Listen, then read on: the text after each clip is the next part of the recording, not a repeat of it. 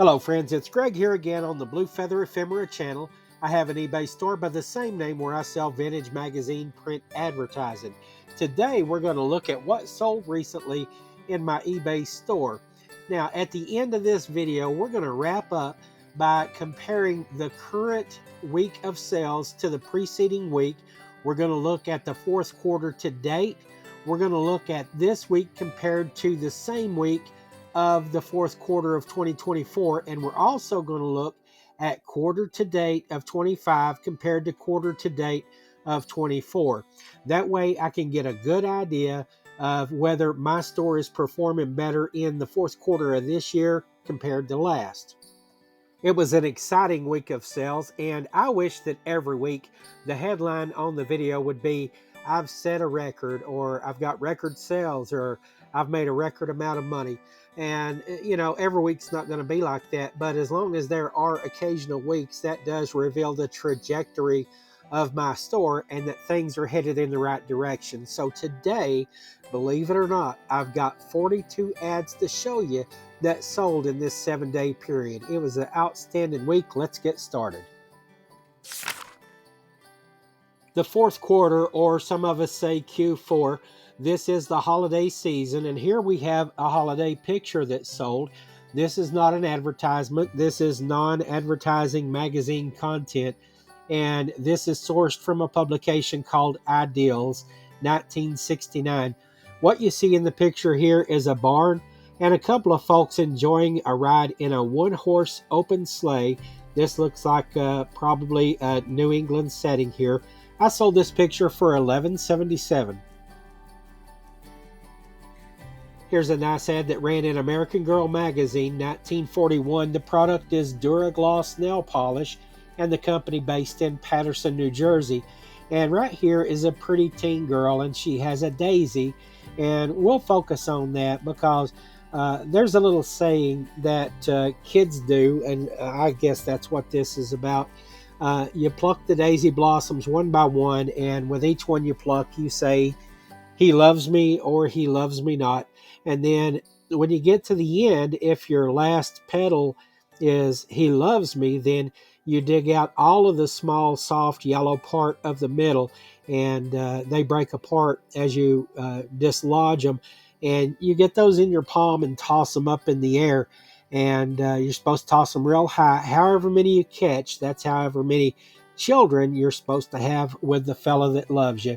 At least that's the way that little saying worked in my little mountain community. I sold this ad for $14.77. Here's an advertisement from 1932, and the store is John Wanamaker Men's Store of Philadelphia, Pennsylvania. And at the end of the ad, and I put this in the listing title, at the end of the ad, it says that they also sell women's sportswear. The address 1 Broad Street, Philadelphia, and you can see a nice view of the store interior there. I sold this ad for $18.77. Here's an advertisement from 1943, and the company is Listerine Antiseptic, and they're featuring in this advertisement a bewigged figure named Van Leeuwenhoek. And I had to look up how to pronounce that name. And it says that the name literally translates Anthony Van Leeuwenhoek. Van means from, and Leeuwenhoek means Lion's Corner. So Anthony from the Lion's Corner. And he was a 17th century Dutch shopkeeper who invented the microscope. And it says, behold, he sees what no human eye has glimpsed since the beginning. And it says, without his invention, we wouldn't know of germs. And so his invention launched the war on germs. I sold this ad for $18.77. Here's a great advertisement from 1965. The company is North American Aviation, and they're showing a picture of the first nuclear reactor in space, and it's talking here about SNAP 10A. It's more than 700 miles out in space, circling the Earth every 112 minutes in a 4,000-year orbit. So that's kind of interesting. I sold this ad for $16.77. If you've watched the channel for long at all, you know I'm the curious type, and so I had to see what the status of this satellite called Snap 10A is. And I learned through a query that the satellite is still in orbit. According to the information I found, it's only expected to remain in orbit for another 1,000 years, not 4,000 years. But here's the funny part. North American Aviation's first nuclear reactor in space shut down after 43 days. The nuclear reactor shut down because of an electrical failure. So there's your Paul Harvey rest of the story, but the cool ad brought $16.77. Here's a nice advertisement from 1952 that ran in American Rifleman magazine, and the advertiser is a gun shop in New York. It's called J.L. Galef Son, and in the details of this advertisement, they're suggesting that you give somebody a new Beretta featherweight pocket pistol for Christmas, and these featherweight pocket pistols were in the calibers of 22, 25, and .380. Now, I've often heard it said that these small guns like this have a capacity for a lot of rounds, because if you shoot somebody with one of these, you're just going to make them mad. You're going to need all of the rounds in it. I sold this ad for $14.77. Here's a great ad from 1932. It's for an MGM movie called Grand Hotel.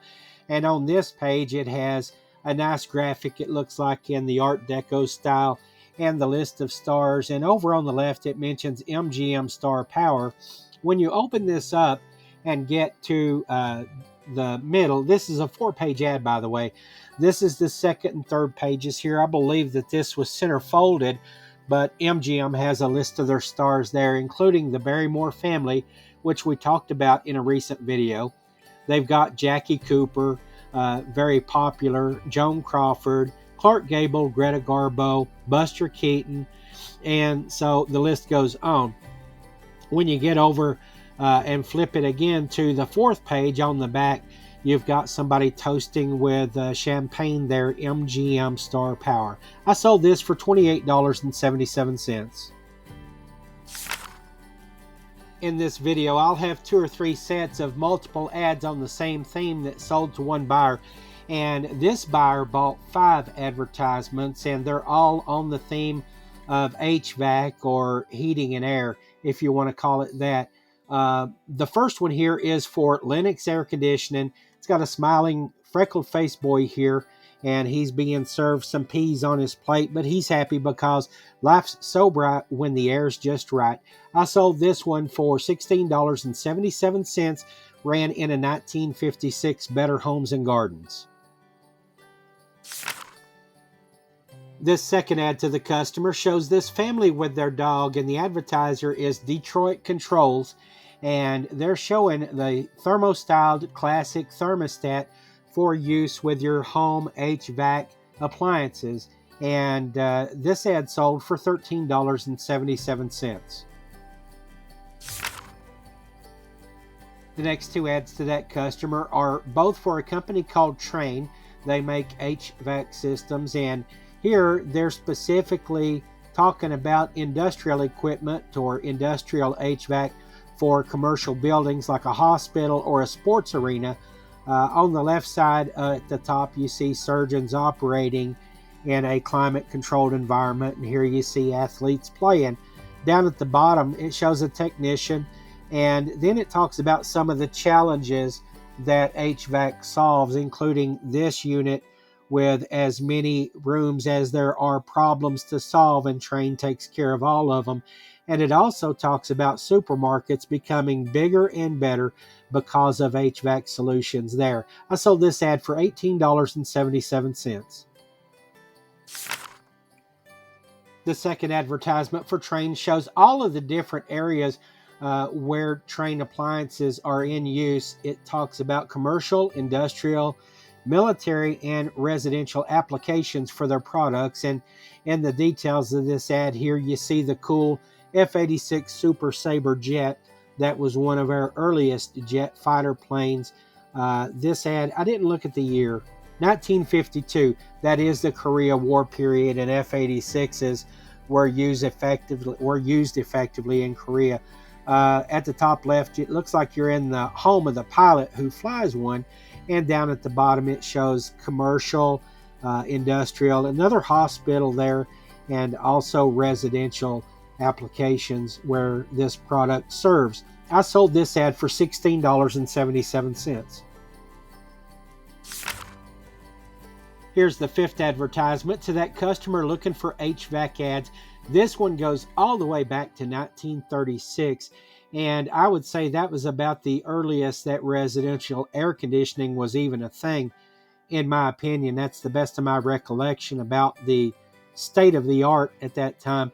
What you see here, it's talking about new home constructions and modern houses. Remember, in a recent video, we talked about the use of that term modern from the 1930s up through about 1950 to 55, how everything in fashion and in vogue was called modern.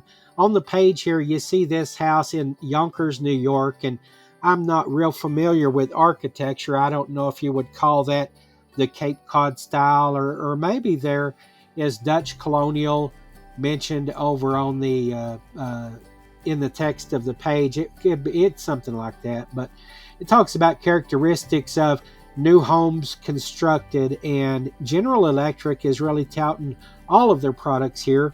GE automated heat and air conditioning, GE kitchens, GE laundries, GE radio wiring in new homes, and it shows an appliance here in the basement of the home. It's an oil or gas furnace to provide automatic heat and conditioned air, and I sold this ad for $18.77.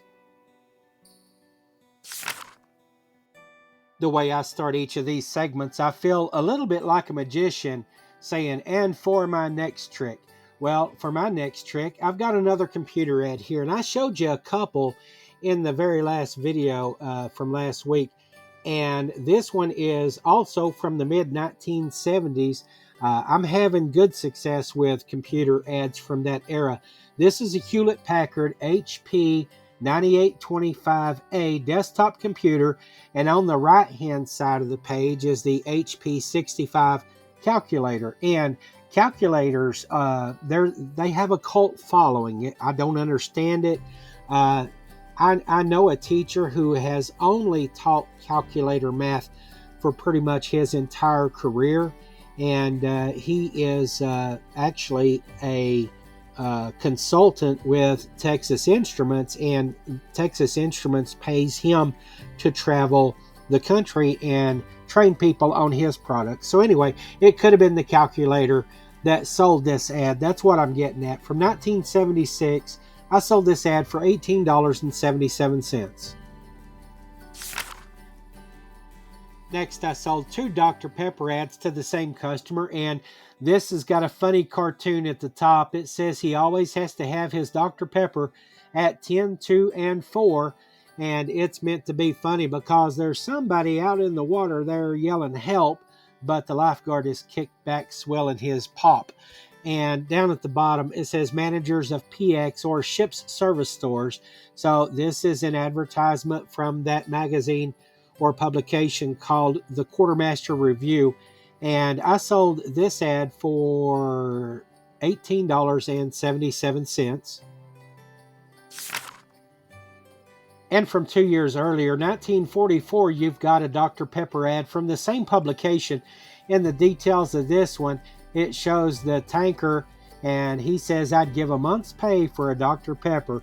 Down at the bottom, let's do more in 44, buy more war bonds and stamps. You can see these GIs sitting at the soda fountain here that has Dr. Pepper on the side of it.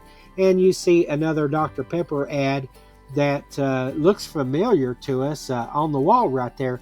About 1/3 of all military personnel in our armed forces today receive some part of their training in Texas, the original home of Dr. Pepper. So there's an interesting bit of trivia in this ad as well. I sold this one way up there at $28.77. We've been looking at mainly 1- and 2-page ads. Here's a small one though. From 1944, this is one called 4711. I would guess that's how that's said. I don't think you would say 4711 or 471. I've never heard it spoken, put it that way. But it says, for gifts that say I understand. And when you look at the size here, this packed into 5 by 7 inch packaging, and I sold it for $9.77. Next up is a transaction that sold 2 Samsonite luggage ads to the same customer. This nice blue luggage here is called Silhouette, and it says that this luggage is lithe and lean, and that looks like it's all stacked up to hide the pretty girl in the back. I sold this ad for $16.77. And here's the second one. It looks like in this ad, 2 companies teamed up, Samsonite Luggage and the German airline Lufthansa. It says 2 things that every traveler should take to Frankfurt, Cologne, Hamburg, Munich, and Stuttgart. And in the detail of the ad here, gives a little bit better description of the luggage down here. I sold this one for $14.77. We'll use another one of these small ads to sort of cleanse the palate a little bit, because we got something crazy coming up in just a minute. But from 1944, here's a small ad from a company called Laird and Company of Scobeyville, New Jersey. And this is Laird's Apple Brandy. Just say Laird's and Soda. I sold this ad for $7.77. Let's do one more of those palate cleansers. Here's one from 2006, and this is the newest magazine that I've sourced ads from. It's a 2006 Game Informer, and this product is Asphalt 2 Urban GT, and it's from Gameloft, and you play it on a Nintendo DS. It says that in the game there are in-game appearances that include the Pussycat Dolls, and I guess this is the girls group here that's posed around this dune buggy. I sold this ad for $9.77. So here we are at a little video within the video, and the reason I say that is because this next segment may be a little bit lengthy, but we're going to show you all 12 of the advertisements that one buyer purchased in one transaction, and it was a collector of Pabst Blue Ribbon advertisements. And if you're just the casual viewer and you don't want to see all 12 of these ads, I'm going to put a timestamp down here in the bottom corner, and that will tell you how you can just move ahead on the timeline to look at the other ads that remain. But if you are here because you have an interest in how these ads might be different and why a collector would be attracted to various ads of the same product, then go ahead and watch. But this first one is Pabst Blue Ribbon beer. There's a camel rider, and this is a Reamer Keller art advertisement. That's a popular artist from the 1940s, and I know that he had works in several magazines, including New Yorker magazine. But there's this character at the bottom that says, 6 days, sire, across the desert. When you reach the third Pabst Blue Ribbon beer mirage, turn left. And so this ad sold for $18.77. That last ad was from 1944. Here's one from the year before that, 1943. And this is a Mabel jingle here. And if you'll notice in the title of this listing, I even spelled Pabst wrong. Now, how's a customer supposed to find that? I don't know, but I'm glad they did. In the detail here, it shows Mabel. It says, I'm Mabel. I'm able to serve a big table because so many men want the blue ribbon label. And on down in the jingle, it says, when taking my orders, about all I hear is bring on a round of Pabst Blue Ribbon beer. So I fill up my tray and I'm back in a jiffy with full flavored Pabst. Go try it, it's spiffy. So I sold this one also for $18.77.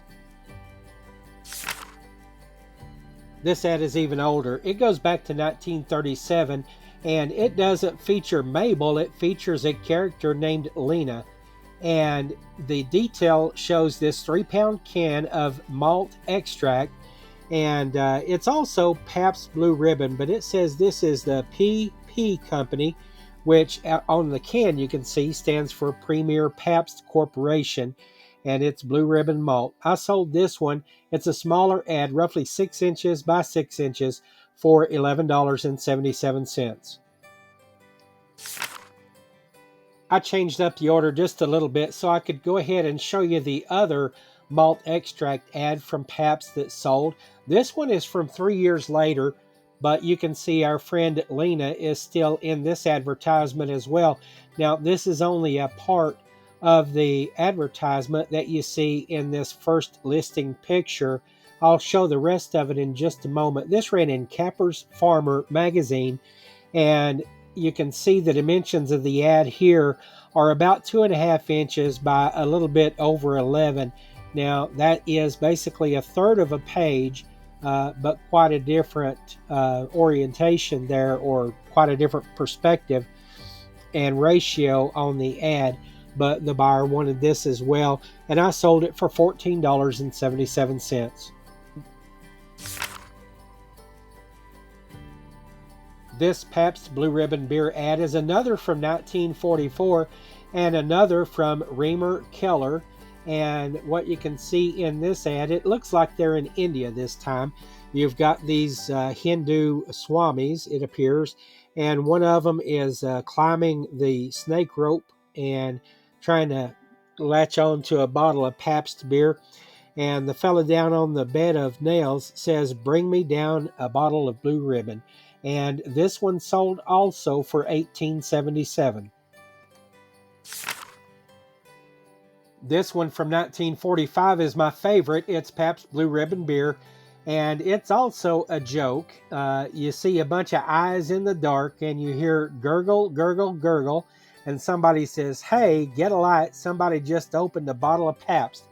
And I laughed way harder than that than the average person would, I guess, because in my basic training flight, 1987, I'm at Lackland Air Force Base, and there's been 2 people that I've encountered in all of my lifetime that can make the perfect water drip sound by holding their mouth in a certain way and then tapping their cheek with a finger.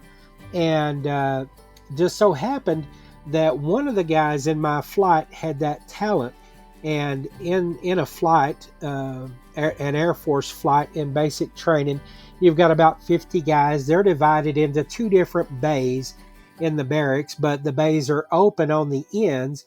They've got concrete walls, cinder block walls, concrete floors, and sound really carries in those bays in a funny way. And every night, anywhere from between like 5 and 15 minutes after lights out, you'd hear this perfect water drip sound. I can't do it, but I found a sound effect. The water drip sounded something like this. And then sometimes on certain nights you would hear it one time. Some nights it'd be 2 or 3 times during the course of the first half hour after lights out. I guess the guy just did it randomly until he ended up falling asleep. Well, on day 41, Air Force basic training is 6 weeks. On day 41, we were sitting around in the day room kind of having a flight meeting, and somebody said it would absolutely wreck their Air Force career if they left Lackland Air Force Base without knowing who was making that sound. And the guy never got caught. In 41 days, nobody ever figured out who it was. And in that meeting, the guy held up his hand. He demonstrated his talent, and we all had a good laugh about it. But I sold this ad for $18.77. From 1939, this is a partial page ad. It says, "In good company, Pabst gets the call." And they're showing these folks in, looks like formal dress here around a table, and they've all got their Pilsner glasses, and they're just having a good time over the beer. I sold this one for $14.77. This one from 1941 is about and directed toward the military as well. And this is another partial page ad. In the details here, it says that Pabst is a favorite of the service for 5 generations. And in the picture at the top left, it looks like that's a Spanish-American War era. At the bottom left, it looks like Teddy Roosevelt and the Rough Riders outfit there. And on the top right, that appears to be Civil War era, and then maybe a World War II fella right there. I sold this ad for $14.77. Now there's only 4 of these Pabst ads to go, and I like this one here for the history of packaging and containers that it shows. In the picture, you see the bottle of beer, but you also see right beside of it this flat top can. Now, this doesn't have a pull tab or anything else. And in the 1930s, when they were canning beer, you had to have one of those sharp can openers that would pierce the top of the can so that you could either pour or drink the beer from the can that way. About 10 years after this, they had raised the top of the can so that you could fit a screw top cap onto it, just like a bottle. And then later on, they went to pull tabs in the late 50s, early 60s or something like that. So you can see the evolution of containers in advertising like this. I sold this one for $14.77. From 1938, this Pabst ad is the bottom half of a page, and I'll show you in the detail here. You can see that it's roughly about 6 inches by almost 9, say 8.5 inches. And it says you can count on Pabst Blue Ribbon to help create steady patronage and profits. $14.77 for this one. Among these Pabst ads, I feel like this is a special one here. Now, I believe 8 out of these 12 I sourced from that military publication called Quartermaster Review. And I was able to charge a very good price for those ads because they are from a scarce magazine, and the advertising in those magazines are tailored specifically to a military audience. Well, so is this one right here. It's military themed World War II ad, but this didn't run in that publication. This is from one that I added to the store a few months ago, and I made mention of it when I did. I started listing ads from Cosmopolitan, and it was a magazine with a major circulation, and they had big budget advertisers, and they got Pabst to advertise in their magazine.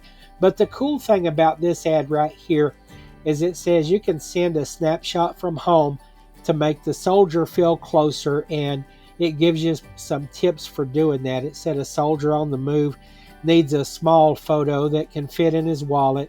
And also remember, poses everyone likes best are informal ones, family and friends out in the backyard, for instance. And that's what you see here. It looks like mom, dad, and sis. She says, "Hiya, bud." And dad wrote a message that says, "Good luck, son." And I can't read mom's. But anyway, I think it said she was saying a prayer for him. Yeah, that's what it was.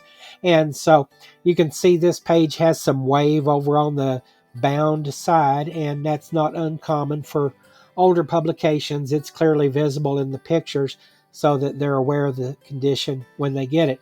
I sold this ad for $18.77. This is the last of the 12 Pabst Blue Ribbon beer ads. This is number 12, and it says on the page, a symbol of friendly companionship. Now more than ever, you need to take pleasure in the simple things because, wartime is hard. But in the page, it says that as people adjust themselves to the new wartime routine, little things, everyday pleasures take on a new importance. Now more than ever, Pabst Blue Ribbon beer has become a symbol of friendly companionship. And so you've just got your frosty Pilsner glass, the sudsy bottle of beer, and the checkers game in this ad. I sold it for $18.77. This is a war period ad, and it is a drink, but it's not a Pabst ad. This is an ad for Royal Crown Cola, and RC Cola is my favorite cola, always has been ever since I was a kid, and I don't drink much cola now, but when I do, that's my preferred brand. It says that Veronica Lake here is in a movie called So Proudly We Hail, and in the detail of the ad, it says between her movie acting and her war work, she gets exhausted. So when she needs a quick up, she reaches for Royal Crown Cola, best by taste test. And I sold this ad for $14.77. This is a more modern ad by a couple of decades, 1969 in fact. And just like Royal Crown Cola, this has Royal in the title as well, but the mattress that they're selling is Royal Kingsdown, and it's made in Mebane, North Carolina. I guess Mebane is the way you pronounce that. But when you look at this image, there's two pages, left side and right side. And the headline here, look into her eyes. Maybe you can guess what she didn't do last night. This lady's looking a little bit haggard. She didn't get a good night's sleep. She needs one of these Kingsdown mattresses from Mebane. And I sold this for $18.77. We're jumping back again to the World War II period. This ad from 1944 ran in Esquire magazine, and the company is Croton. They're advertising waterproof watches, and in the detail here, they're just showing you that they're pouring water on these watches. They're submerged in this test here, and that offers conclusive proof that these watches are waterproof. And they actually named the watches because of that property that you can see on the bottom of the page. The one on the left is Aquamatic, and the one on the right is Aquamedico. And I sold this ad for $14.77. It has occurred to me while I'm making this video that there's just not a lot of colorful ads that sold this week. Mostly black and white. There's a few color ads mixed in. This one right here only has the two-color ad with the addition of blue, and the advertiser is Brown and Root. This is a 1953 ad. Let's see what publication. Fortune magazine, 1953. And when you look at the detail, this Brown and Root company is based in Houston, Texas, and they tell how to build satisfied clients. And you can see this fellow, it's got the building scaffold around him, but there are logos of all of their satisfied customers. Conoco, Gulf, United Gas, Phillips 66, Standard Oil Company, Lone Star Steel, Shell, General Electric, and so on. I sold this ad for $18.77. Here's an ad from 1983. The company is Canon. The video camera that they're advertising is a VC10A camera, and the product line is called Aviation. It's a portable video camera, but you can see here that it wires in with a VCR, a model VR20A, and basically it's a lot of equipment there that you're looking at on the page. And back when these things came out in the early 80s, that was not a cheap setup to buy. I sold this ad for $14.77. As I'm always telling you, I'm the curious type, and so I had to go and look. And this camera launched on the Japanese market in 1982. I found a price for it there. It was 238,000 yen. And so based on the exchange rate of the day, it would have been about $967 for just the camera part of this setup that you see. This is a 1953 advertisement from Motor Trend magazine, and as you can see here in the title of the listing, I've made yet another typo. That's 2 in 1 video. I'm surprised anybody finds anything I've got for sale.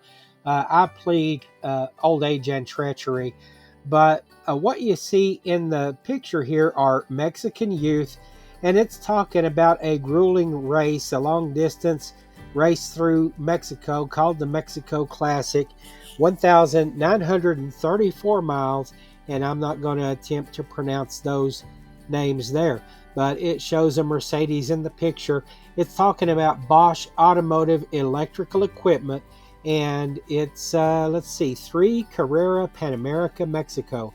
I don't know exactly what all of that means, but it's a cool ad to see, and I sold it for $16.77. This ad from 1957 ran in Holiday magazine, and the advertiser is Havana Riviera Hotel, and it says that they're opening December the 10th, Havana in the Grand Manor. They have a cabana club, a casino, a copa room, and you can see there's some great things in the details of this advertisement, but basically it says it's unexcelled. The design, the decor, the comfort, the cosmopolitan atmosphere, and it looks like a really nice place.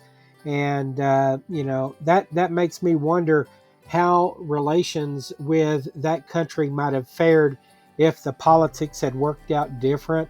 It's a beautiful country, a beautiful city, Havana, and a beautiful hotel there. I sold this for $16.77.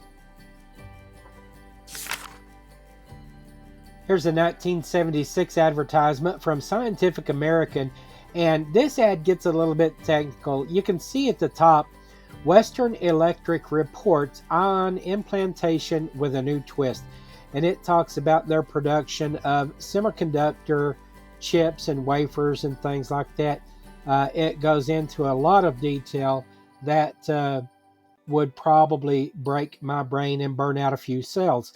I'll just go ahead and say that I sold this ad for $16.77.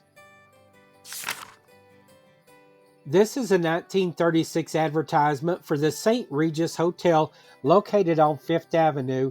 This ad ran in House and Garden magazine. In the details, it says that they've had a completely new interior decorating makeover by Anne Tiffany, and in the detail it says that the St. Regis is always one of the truly illustrious hotels of this continent. It's now one of the most modern and resplendent, and I sold this ad for $14.77. Here is ad number 42. This is the 42nd and final ad of the week to show you, and the advertiser is Old Forester Bourbon Whiskey, and it says that it's a gift that gets a smile. Give a, tasteful. Tasteful is the adjective they use for this beautiful decanter of Old Forester whiskey, and it says that the box is even gift wrapped, ready for giving. I sold this ad for $14.77. As I promised, we're going to wrap up the video with taking a look inside the store at the sales numbers, and these numbers show that this week shattered sales records, and I'm happy about that. I'm not over the moon, and basically the reason why is because the collectors who came through the store this week and purchased multiple ads, if they had been just a few days later or a few days earlier, then I would have still had a very good week. It might not have been a record week, but eBay has taught me to kind of temper my enthusiasm when I see things like this, because I know that, although the trajectory is good, that kind of record sales week to week is unsustainable. But $744 gross, selling cost $249.40, with net revenue of $449.78. And remember that the net revenue does include the materials that I use, and so when I take those out, it'd be about $63. My net is actually roughly $387 for this week of sales. 42 items with an average sales price of $17.73, and that's a little bit above average for my store. All in all, a great week. Next, we'll look at the numbers in the context of the current week compared to last week. And last week was a good week. And I remember telling you that I was sort of baffled because I had switched during that week. I had switched from free shipping to flat rate shipping. But I believe the resetting, the bulk editing of the entire store may have refreshed the listings in the algorithm somehow and got more visibility and more buyers in. We won't rehash that. However, we do see that the 17 additional sales over last week boosted us about $140 above last week's gross revenue to $744.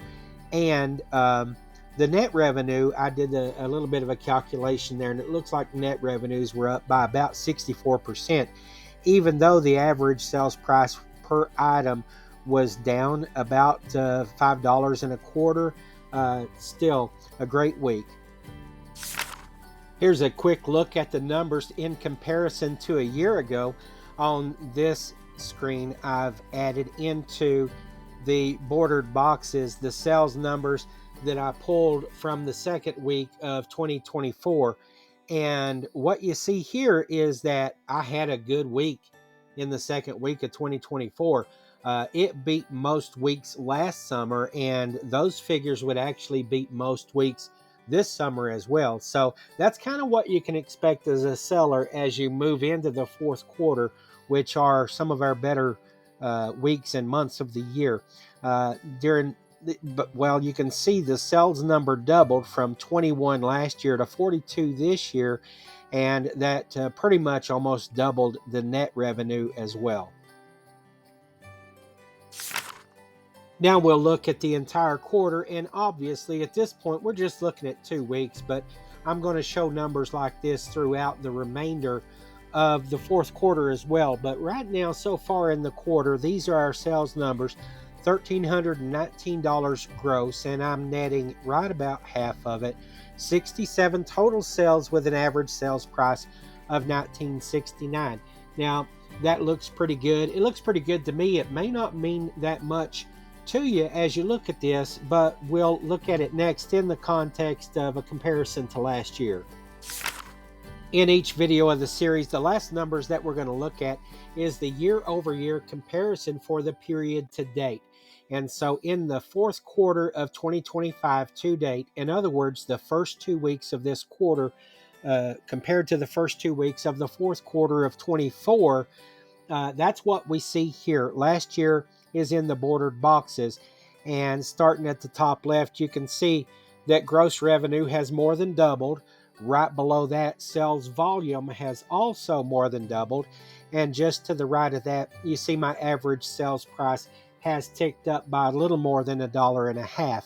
In the blue box, what it shows is that my net sales revenue has grown significantly, and the reason for that is probably because of the average sales volume being up, and also remember that I've gone back to flat rate shipping, but the flat rate shipping charge has increased by $1 to $5.77. So all of that kind of builds into the net revenue. Now remember, I have packing materials costs of about $90, so my actual net revenue is probably around $610. If you want to follow along in this video series as I track my fourth quarter sales through the end of this year, make sure you're subscribed to the channel and turn on notifications so you don't miss any videos. Also, I'd appreciate it if you'd give this video a like, and if you know someone else who might enjoy the content, share a link with them. Best of all, you can leave me a comment. I'd love to hear from you, even if it's just a friendly hello. Bye for now.